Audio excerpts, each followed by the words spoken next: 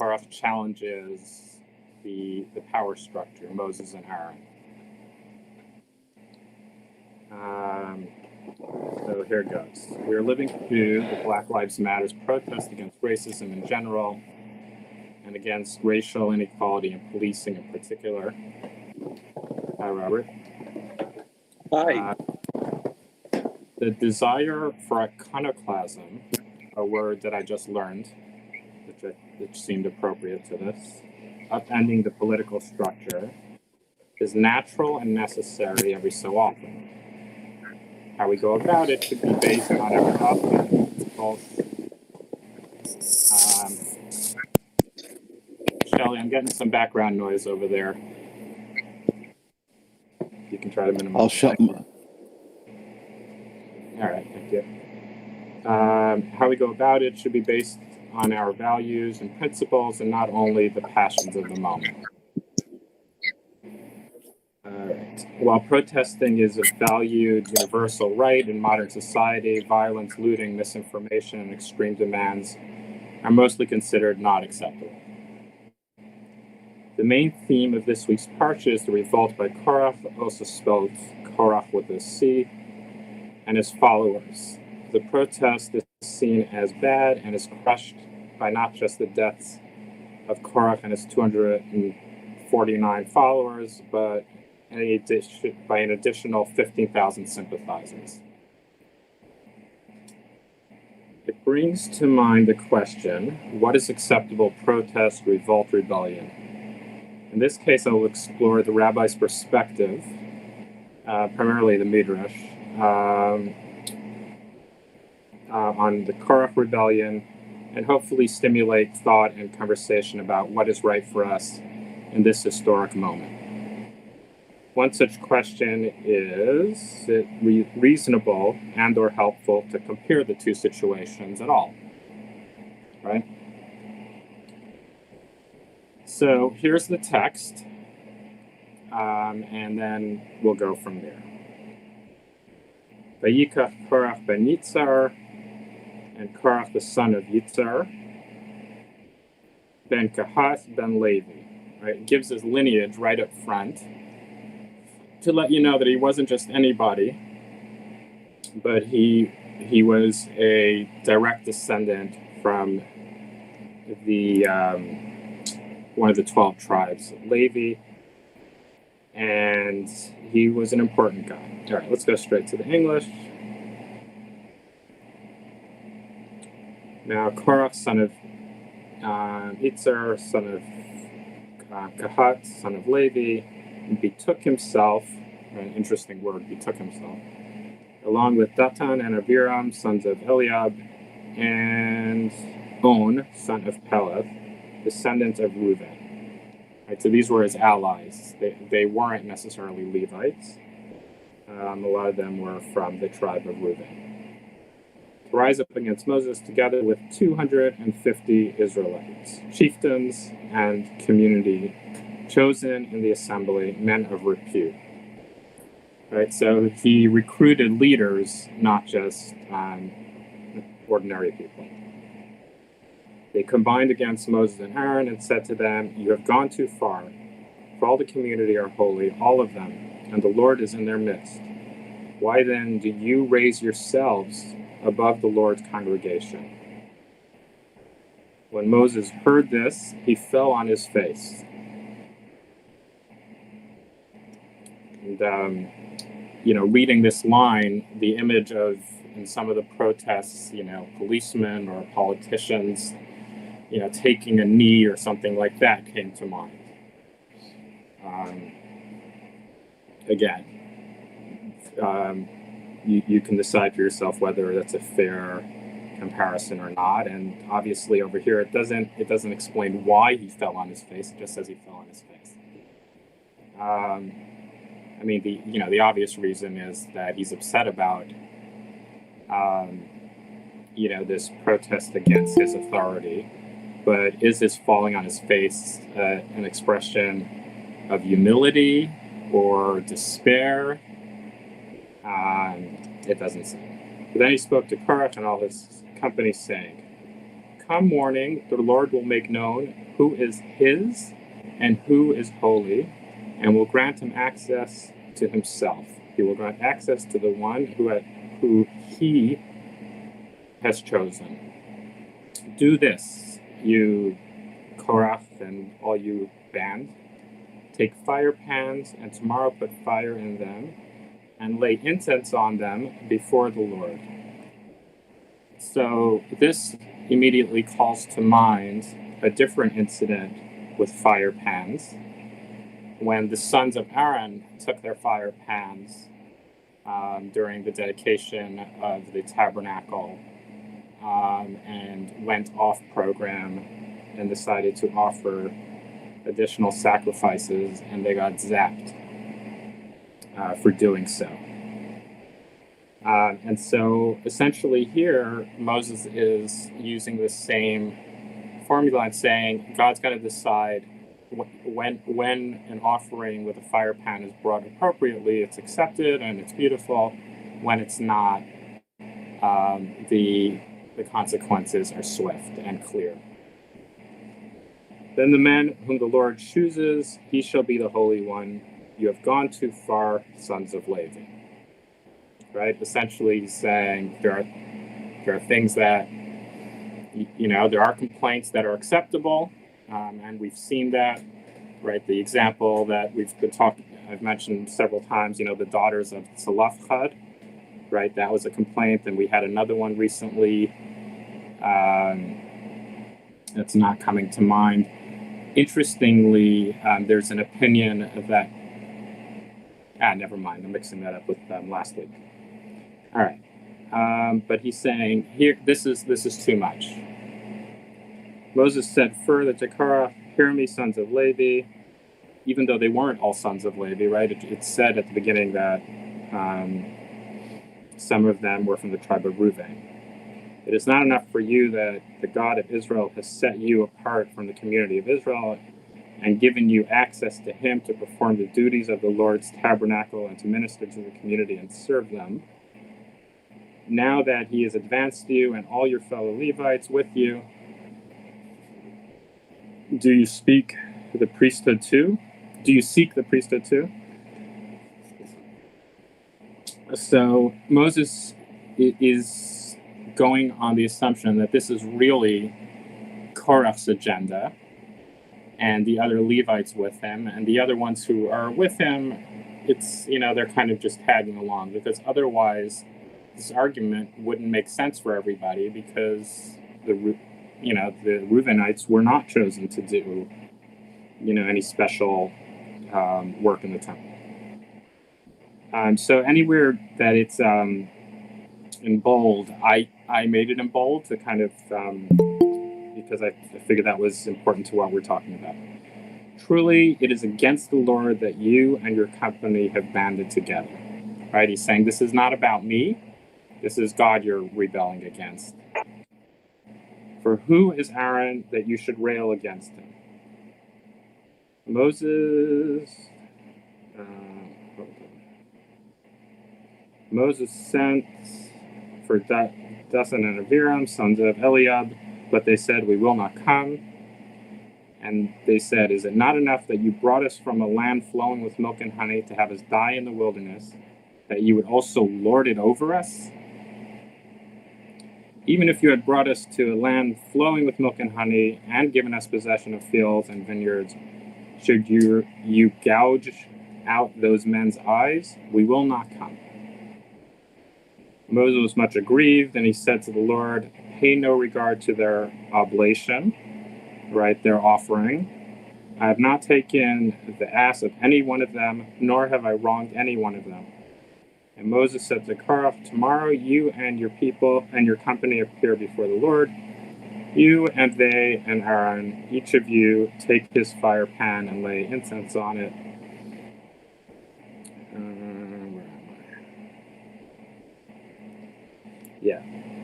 On it, and took his place at the entrance of the meeting, as did Moses and Aaron. Korah gathered the whole community against them at the entrance of the tent of meetings, and then the presence of the Lord appeared to the whole community. And the Lord spoke to Moses and Aaron, saying, "Stand back from this community, that I may annihilate them in an instant." But they fell on their face and said, "What just happened? O God, source of breath of all flesh, when one man sins, will you be wrathful with the whole community?"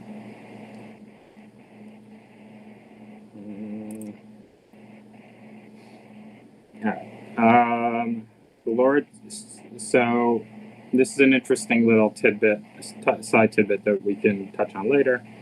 The Lord spoke to Moses, saying, "Speak to the community and say, withdraw from about the abodes of Korah, Dathan, and Abiram." Moses rose and went to Dathan and Abiram, the elders of Israel following him.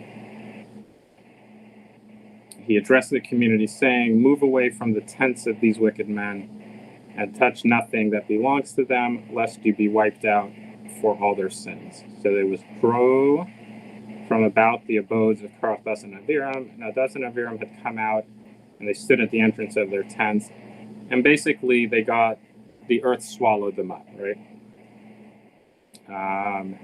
And then later, other people came along and said, "Hey, that wasn't right. You know, they were, just because they make a challenge doesn't mean they should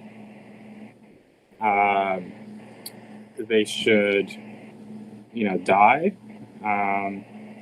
And God's response was to send a plague into the nation, and those who died of the plague came to 14,700, and aside from those who died on account of Korah. Right, so this protest clearly did not work out as was intended by Korah, Dathan, and Abiram.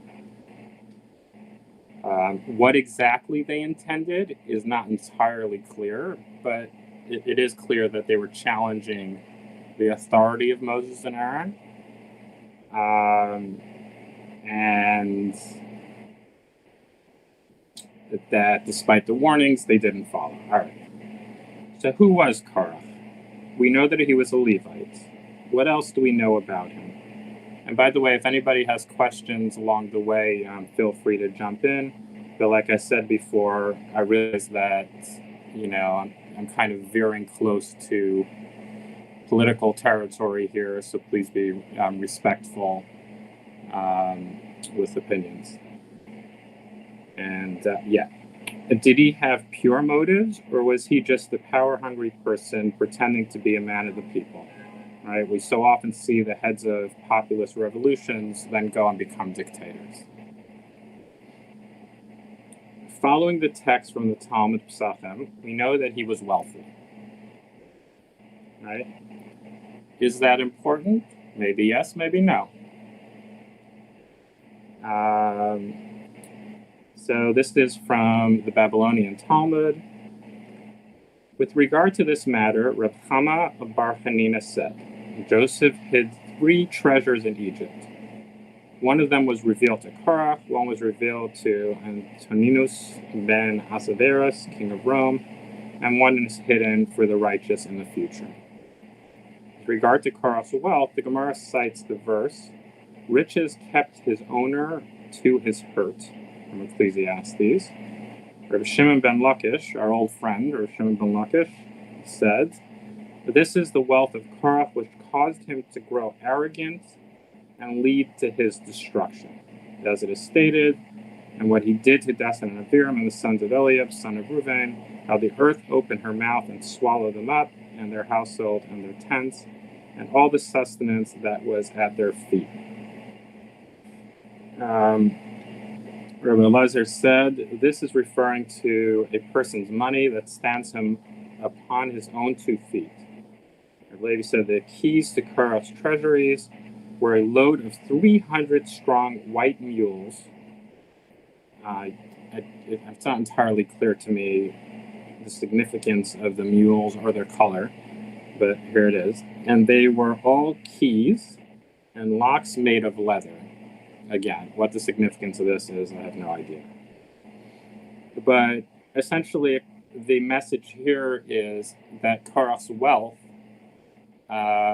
was somehow behind his motivation. So what was Korah protesting against? According to the simple pshat, according to the simple the literal read, Korah wanted greater status. Korah was jealous of Moses and Aaron's being in a more prestigious position than his. The following midrashim from Bamidbar Rabbah, and I may have some other ones in there, presented as a sibling rivalry issue. Despite them not being actual siblings, they were cousins. Additionally, he believed that he deserved more prestige because he had seniority, according to the age of his father and their siblings. And I'll explain that a little bit further. Also, in the Midrash Agada, we learn Korah's wife felt that he had been humiliated. Hello, Benders. By Moses in an earlier episode related to dedicating the Levites and suggested arguments for him to challenge Moses and Aaron. Right? So, according to this, it may have actually been Korah's wife who was behind this more than him. Korah believed, another opinion, Korah believed that limitations of the Torah that Moses taught was too restrictive. Right? And we'll see that in some of his arguments. And it's similar to like the start of Christianity, and at different times, different turning points in Judaism where the argument was made that you're getting so caught up with the legalities, with the minutiae, that you're kind of missing the point. And here Korah takes it a step further, and basically saying that God wouldn't have cared for such level of minutiae, therefore you must be making it up to somehow solidify your power.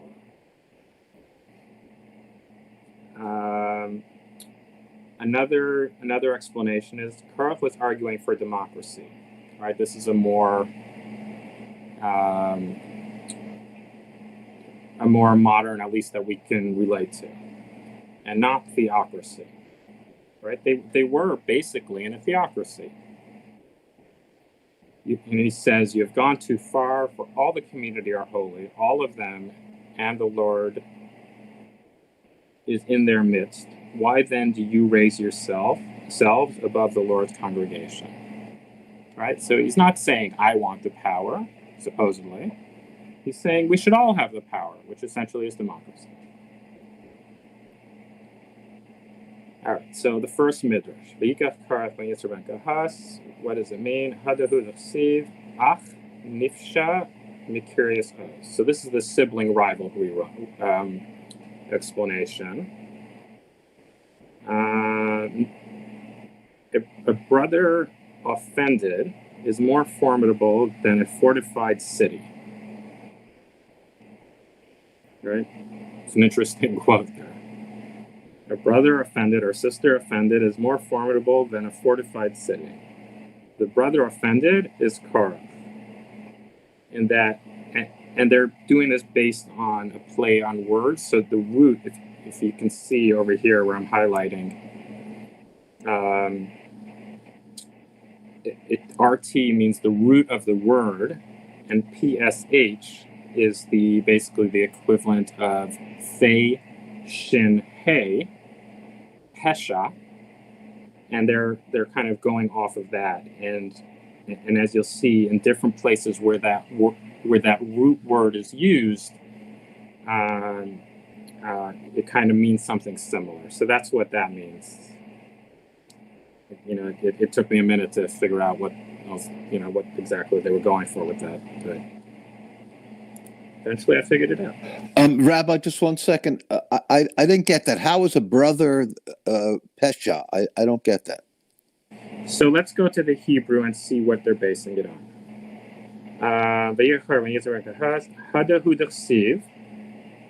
So this is a quote from Mishlei, from Proverbs. that says Ach nifsha mekires oz. So he's not explaining it. He's just taking that quote from Mishlei. So in Mishlei, maybe there's, and I don't know this particular text. I assume there's a little bit more context, that it doesn't just throw that in there. So it'd be interesting if we have some time. If you remind me at the end, we can jump over to Mishlei and see what the context of that is.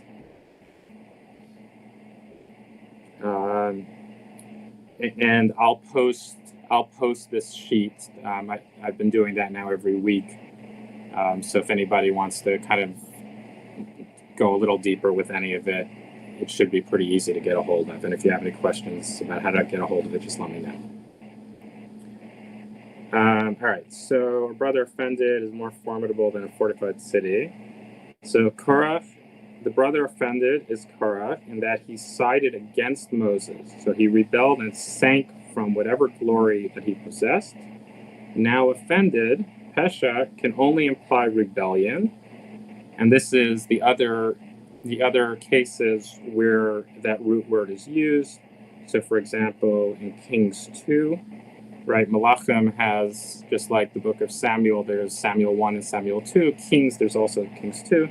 The king of Moab has rebelled against me. Also in Kings 2, then did Livna rebel. In Proverbs, somewhere else, such contention are like a castle bar. I'm not sure exactly how that. The earth raised its bars against him like a castle bar, sided against Moses and against him. Anyway, so you get the general idea of this midrash, which is Korach's motivation was not to be an example of, to fight for the people. He was jealous. He felt that he had basically a family rivalry. So now we go to the next one,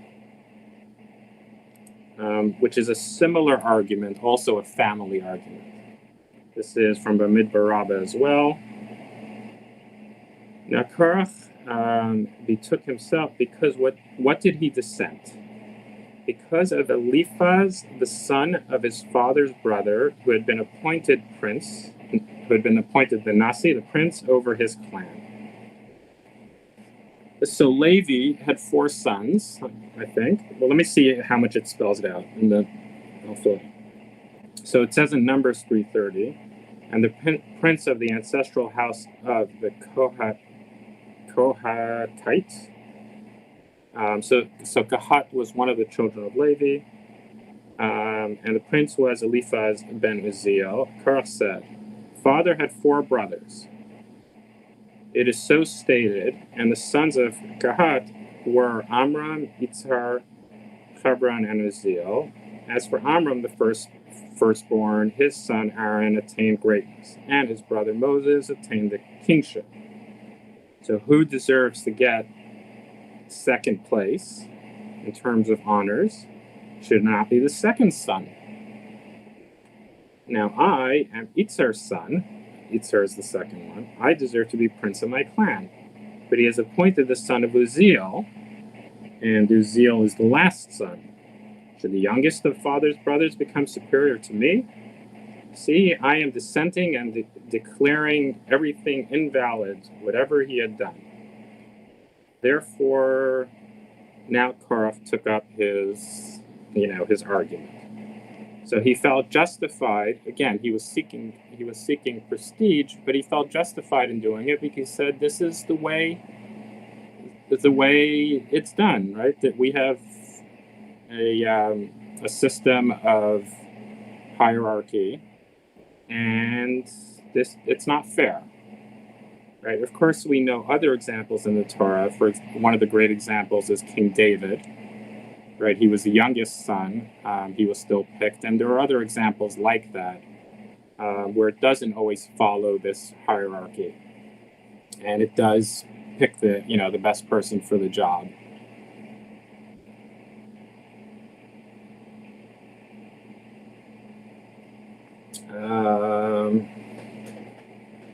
The narrative is added onto by some commentators to detail Korah's arguments.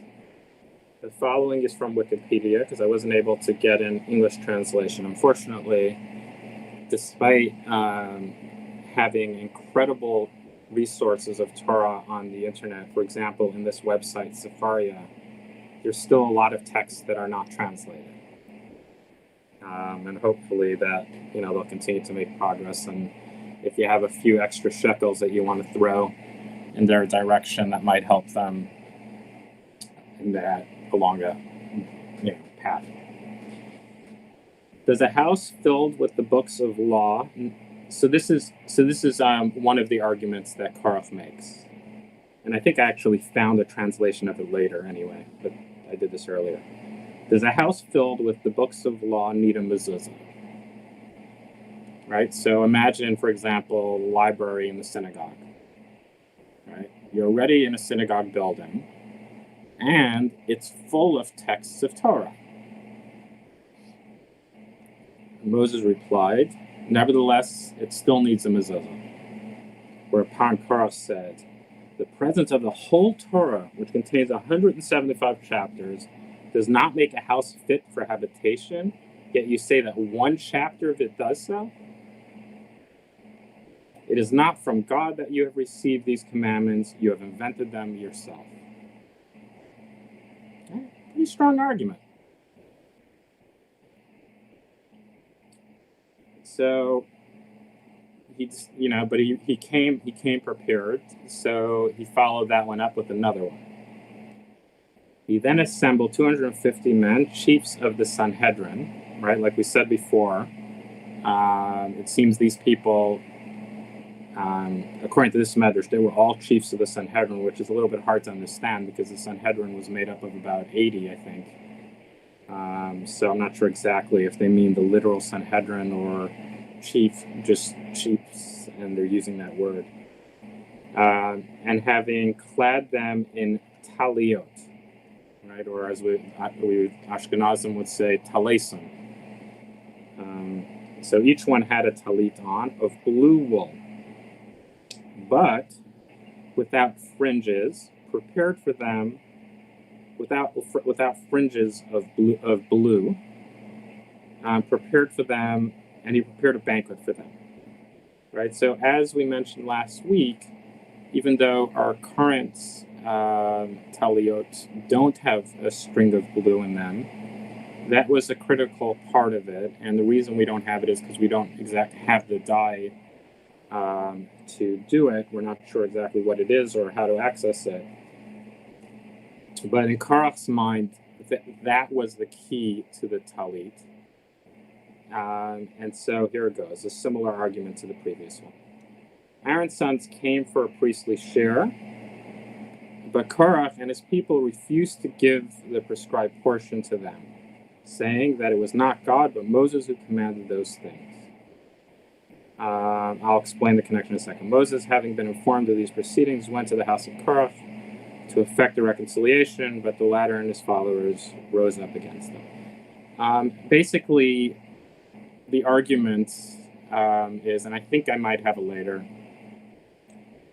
that he was saying, just like with the, how can one chapter validate a room and yet 150 or more not make it, enough to protect it, or however one sees the mezuzah.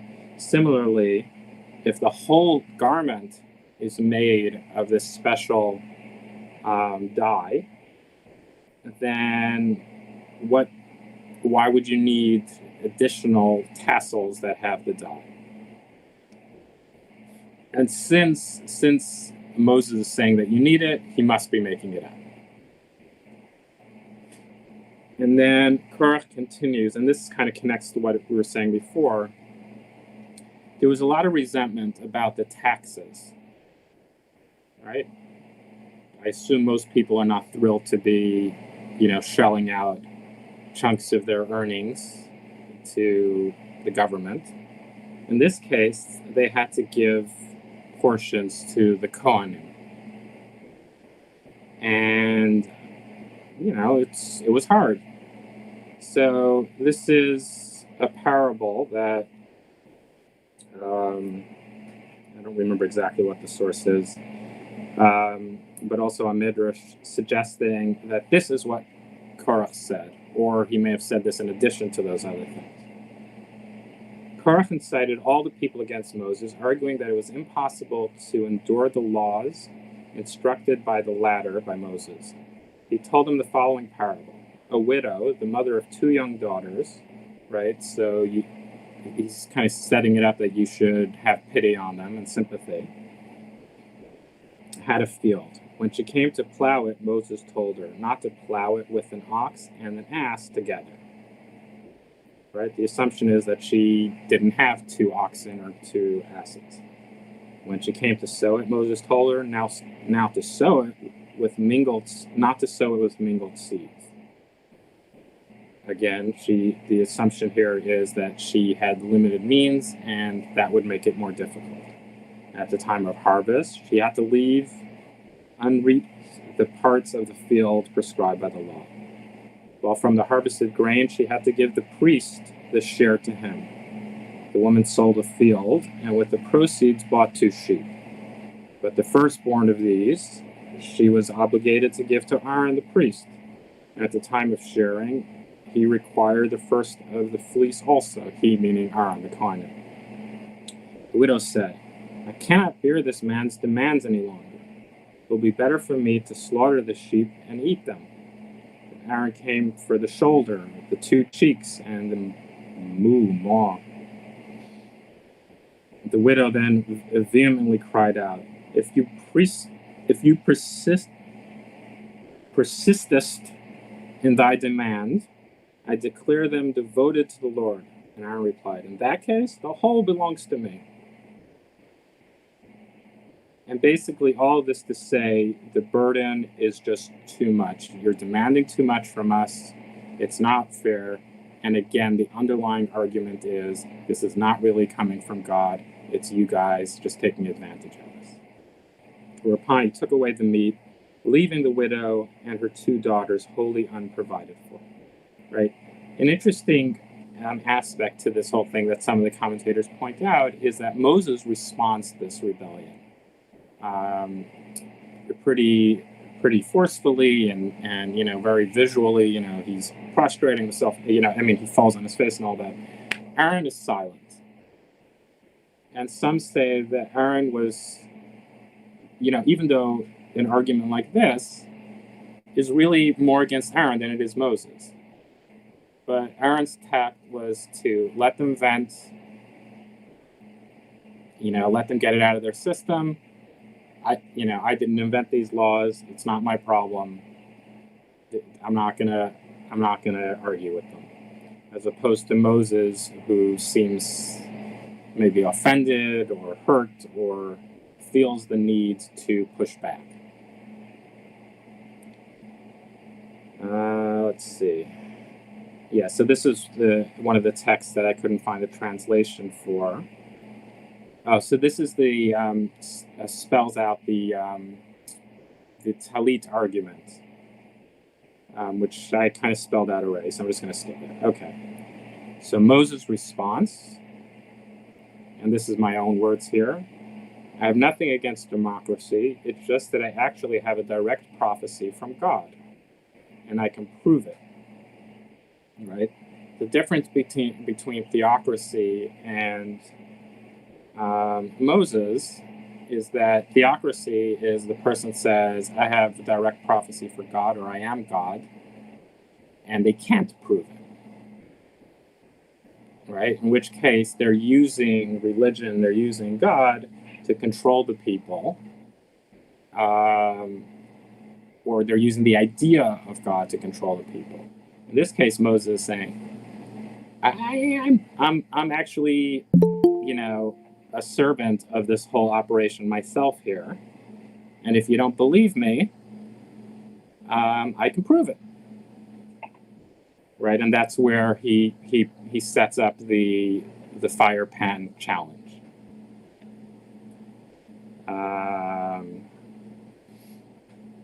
Whoever joined us, welcome. So this is from Bamidbar Rabbah again. So Moses said to Korah, "Do you have someone speaking with Joseph who tells Shimon to listen?" The minister is concerned with the fact that Moses addresses children of Levi when speaking only to Korah. So, all right. Anyway, I'm going to just jump to the main part of why I brought this. This dissension which you are creating is not against us, but rather against the Holy One. Blessed be He. So this can be interpreted as saying, if your issue was with us, okay, that's a reasonable argument. Why are you taking more prestige, for yourself than for others? What makes you so special? But your issue is not with us. We did not set up this system. And we actually know that Moses tried to get out of it in the beginning. He did not want this and was using every excuse to try to say, I don't want this burden. Leave me alone. So additional texts. So I just thought I would mention, I don't know if this resonates with anybody. There's something called the Senerena, which was for many years in Eastern Europe was known as the Ladies' Torah. And it was a commentator, one of the first published pieces in Yiddish that would give a commentary on the Parsha. And from what I've been reading, a lot of people misunderstood it and thought that it was actually a translation of the Torah portion, which it wasn't. He would translate pieces of it, but then he would go off and bring midrash and, maybe some of his own stuff too. Who knows? So I just thought I'd bring a couple of. It's a fascinating, to read about, but just a couple of pieces of his about this parsha that I thought were interesting. He fell on his face. Moses fell on his face. He thought that prayer wasn't good or appropriate. It was the fourth, and this was Moses' fourth sin.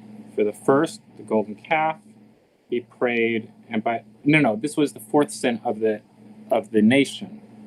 In the first case, by the golden calf, he prayed for by the complainers who spoke evil against God. He prayed by the spies. He also prayed.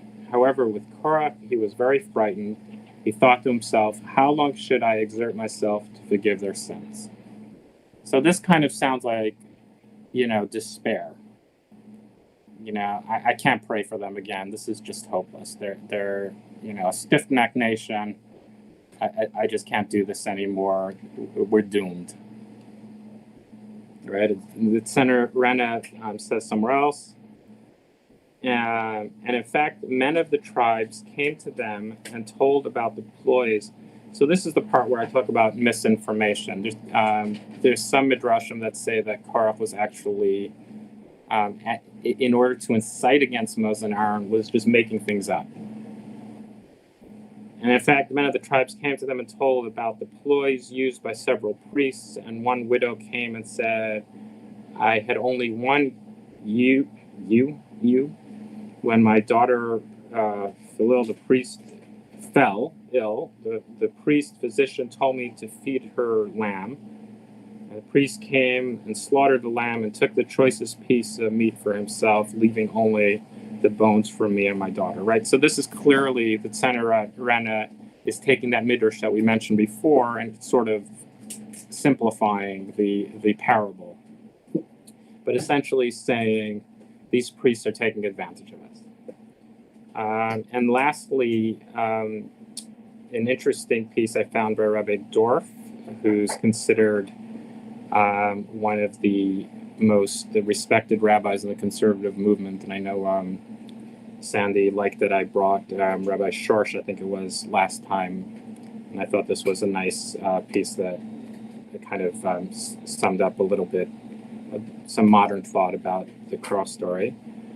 I've often felt that Korah was punished unfairly. In fact, the story of Korah reminds me of the cowboy stories I saw on television when I was growing up in the 1950s. You do not have to do the math. All right, he's old. The good guys all had white hats, and the bad guys all had black hats. There were no grays. People were either good or bad. You did not even have to guess who was which. That made for a very clear picture, along with the security of knowing who was right and who was wrong. Moreover, the good guys always won in the end, so justice always prevailed. Should Korah be wearing a black hat? The rabbi certainly thought so, as we've seen from some of the texts. Korah's challenge to Moses' authority is the paradigm example that the rabbis give for a debate, not for the sake of heaven, right? When they want to, the rabbis say debating for the sake of heaven, it is good and encouraged, right? But debating rather solely for personal gain is the opposite, right? And they use Korah as the example. So you can continue reading that one. But I just thought it was a nice, interesting perspective. He brings Martin Buber, and people use the Korah story in many ways to kind of advance their particular narrative and agenda. All right, I think I will cut it here. Any questions? Yes, Rabbi Shelley Blackman. Hey, Shelley. So what about the children? I mean, I understand Korah. I can understand his wife, but why were the children engulfed too? Yeah, it's definitely one that's hard to understand. The idea of collective punishment is a little bit addressed when when God is saying, step back from them. Otherwise, other people are going to get swallowed up as well. But there aren't. I didn't see any great explanations. The reality is that in biblical narrative generally, the idea of children being punished for parents' sins seems acceptable. And it's hard to justify in our understanding, but that the idea of being punished for sins, maybe even more than children, sometimes a couple of generations down the road. I wish I had a better answer. Thank Rabbi, you. Rabbi, I have a question. It's Jack Bender. Would parents be punished for children's problems? The other way around? So in effect, I feel like the answer is yes. I just don't have an example off the top of my head right now. I mean, we know, for example, a parent is considered responsible for a child up until their bar mitzvah, right? The blessing that's recited at the bar mitzvah traditionally by a father is Baruch Shepetrani Me'onesh Hazeh.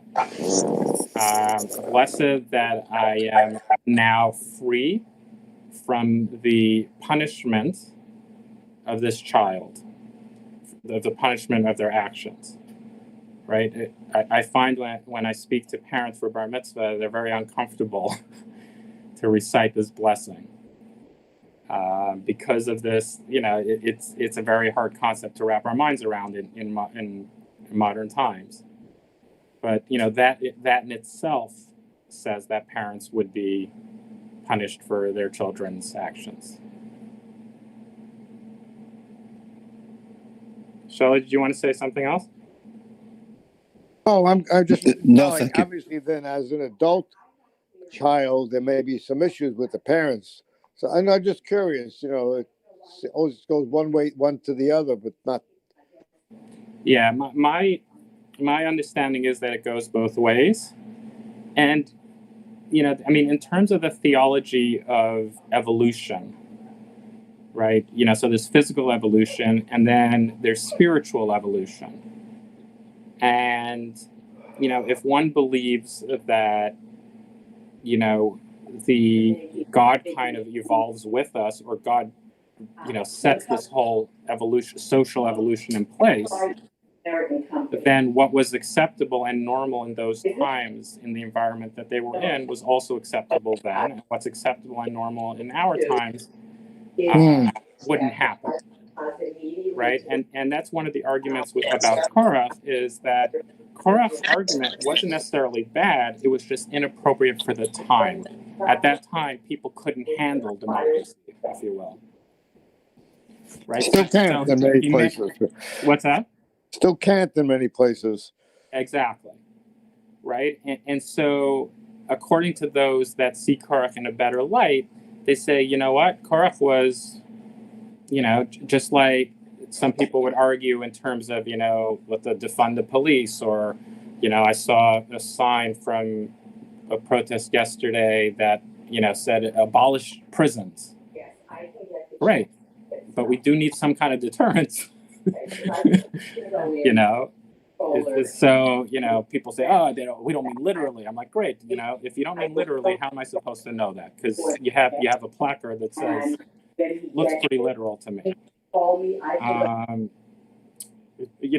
And maybe there will come a time, halavai, there will come a time that we don't need prisons. That people will be so evolved that they just won't feel the need or desire to hurt other people.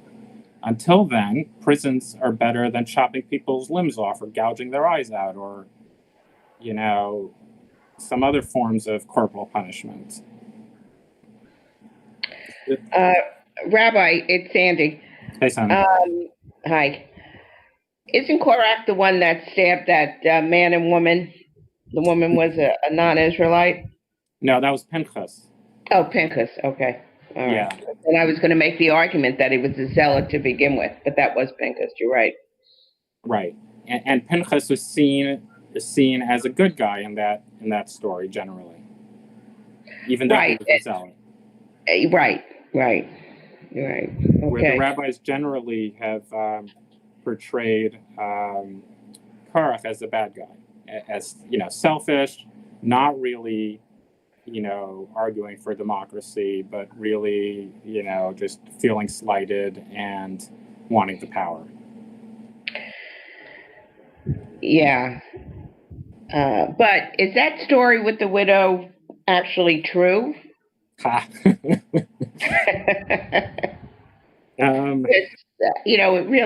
It doesn't put Moses or Aaron in particular in a good light. It most definitely doesn't, right? So the answer, there can be more than one answer, right? It could be that it is true or it isn't true, or it could be partially true, right? And what it could be, when I say partially true, is there are mitzvot that require, to give the firstborn, sheep or whatever it is, to leave, a part of the land, to not mix certain things, right? So all of those things are true. The narrative of the story, and where it seems, like an extreme example, is probably not true, right? But part of the problem with Medrash, and like I was saying about the Tzenerena, is that a lot of people took it literally, right? And unless it's explicitly said that it's not, you always run that risk. Even The Onion, sometimes people, miss the point that it's supposed to be satire. There's been some cases, or recently the president's spokesperson was quoting a Monty Python routine, thinking that it was actually a true story. Well, that's not surprising. But it's interesting about the Tzenerena, because we had, at one time, we used to chant the woman's, what was it called? There's a name for it. The prayer for the new month. Right. Tikinis. Yeah. And I remember Rabbi Newberger saying that Tzenerena, because most women did not learn Hebrew or how to pray, that really became their Bible, and they took it as truth, what was in there. Exactly. And so, And the way I was taught things, nobody ever said explicitly, at least that I remember, which I think is really wrong, that a lot of these stories are fiction, and they're there as parables to teach us a lesson. Sometimes we were told, and this is a parable, but most times we weren't. And so we were taught, the actual stories of the Torah, and this is true for me, and I know for a lot of people, where we often mix up what is actually written in the Torah and these stories from the Midrash, because that distinction wasn't set clearly. And so it's like, well, this all happens. So whether it actually says it or it just, the editor ran out of space, but otherwise it would have said it, is not clear. And probably, as you say, not the point. The point is not to focus on whether, in my view, not to focus on whether it's true or false, to focus on what the parable is, what the lesson is. Right. But when the problem is when it's not clear, it shouldn't be the focus, but it should be clear, because when it's not clear, then we can build on it for other things and for other arguments. Makes sense. This is Shelley. Given our federal, state, city, sales taxes, etc., I would, at this point, gladly take the biblical 10%, give or take. Yeah.